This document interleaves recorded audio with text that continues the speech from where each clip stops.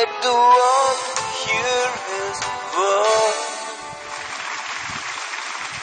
எனக்கு குறித்திருக்கிறதை அவர் நிறைவேற்றுவார்.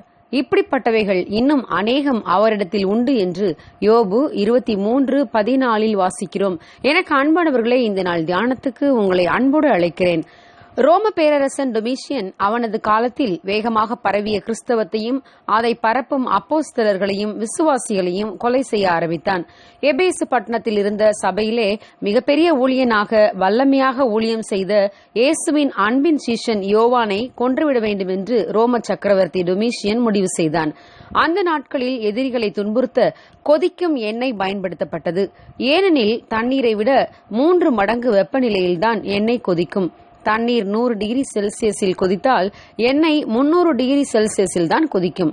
முட்டையை வேக வைக்க கொதிக்கும் தண்ணீரில் போட்டால் 3 நிமிடம் ஆகும். ஆனால் அதே முட்டையை கொதிக்கும் எண்ணெயில் போட்டால் 1 நிமிடத்தில் வெந்துவிடும்.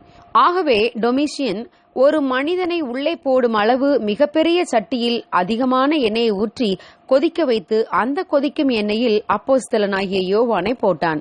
ஆனால் கொதித்துக் கொண்டிருந்த அந்த எண்ணெய் யோவானின் சரீரத்தை தொட முடியவில்லை.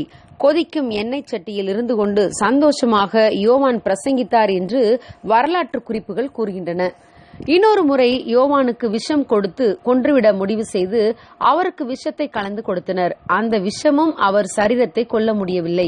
யோவானை ஒன்றுமே செய்ய முடியாததால் டொமிஷியன் அவரை பத்மு தீவுக்கு நாடு கடத்தினான்.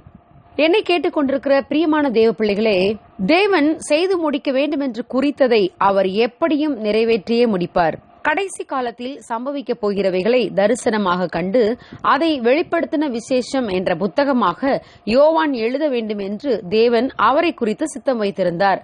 ஆனால் அதற்கு முன்பாக யோவானின் உயிரை பறித்துவிட வேண்டும். யோவான் மரித்து விடுவான். வெளிப்படுத்தின விசேஷம் என்ற புத்தகமே கிறிஸ்தவர்களுக்கு கிடைக்காமல் போய்விடும் என்று பிசாசு நினைத்தான். சர்வாதிகாரம் உள்ள தேவன் கொதிக்கும் 300 டிகிரி செல்சியஸ் எண்ணெயை கூட சாதாரண ரூம் டெம்பரேச்சர் 30 டிகிரி செல்சியஸ் ஆக மாற்ற வல்லவர். ஆம், யோவானை கொண்டு தேவன் முடிக்க சித்தம் கொண்டிருந்த காரியங்களை செய்து முடிக்க வேண்டும் என்பதற்காக பிசாசுக்கு தேவன் அதிகாரம் கொடுக்கவில்லை. யோவானுக்கு பத்மு தீவில் தேவன் தரிசனம் தந்து அதை வெளிப்படுத்தின விசேஷமாக நமக்கெல்லாம் தந்திருக்கிறார். ஆம் பிரியமானவர்களே, உங்களுக்கும் தேவன் குறித்திருக்கிறதை எப்படியும் நிறைவேற்றி முடிப்பார். உங்களை கொண்டு தேவன் செய்ய விரும்பும் காரியங்களை நீங்கள் செய்து முடிக்கும் முன் நீங்கள் சாவதில்லை. எந்த பிசாசின் வல்லமையும் உங்களை மேற்கொள்ள தேவன் அனுமதிக்க மாட்டார். உங்கள் வியாதி, பலவீனம், எதிர்ப்புகள் எதுவாக இருந்தாலும் அவற்றையெல்லாம் ஜெயித்து அவர் சித்தத்தை உங்களை கொண்டு செய்து முடிப்பார். உங்கள் தனிப்பட்ட வாழ்க்கையில், உங்கள் குடும்பத்தில், உங்கள் சபையில், நமது தேசத்தில் உங்களை கொண்டு தேவன் வைத்திருக்கிற காரியத்தை செய்து முடிப்பதற்கு தேவையான ஆற்றலை தேவன் உங்களுக்கு தருவார். எதிர்ப்புகளை மாற்றுவார். ஆகவே உற்சாகமாக இருங்கள். தேவன் உங்களை ஆசீர்வதித்து பயன்படுத்துவார். God bless you. Have a successful week ahead.